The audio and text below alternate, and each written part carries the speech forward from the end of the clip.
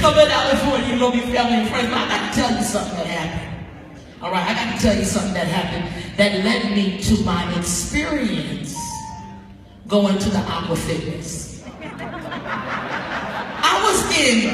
I went to a revival service. How many of y'all ever heard of revivals?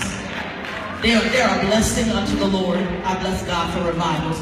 So it was a healing revival.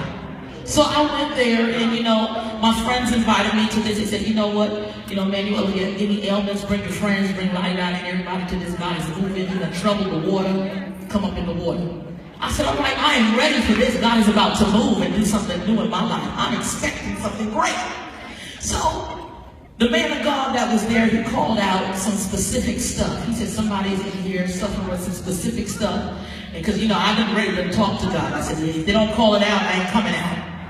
If you don't call it out, I ain't coming out. Plain and simple. So he called it out. So I stepped forward. I said, that's me. That's me. That's coming down my lane. So I felt like Bob Barker, Family Pride. Price is Right coming down. I came on down. And I lifted my hands on high. I lifted my hands up. And it's, but I guess, when you have the ushers, people supposed to stand behind you just in case you might get slain in the spirit.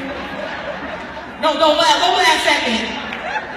So the person that was behind me, the man, I guess he didn't count the cost. Because he was about like 98 pounds wet. So I lifted up my hands to heaven, and I felt the anointment. I felt it. And I fell back. And then, all I heard was, oh.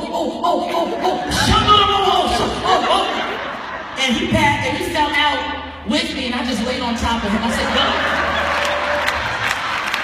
I laid on him, because you know what? I let him feel the weight of glory.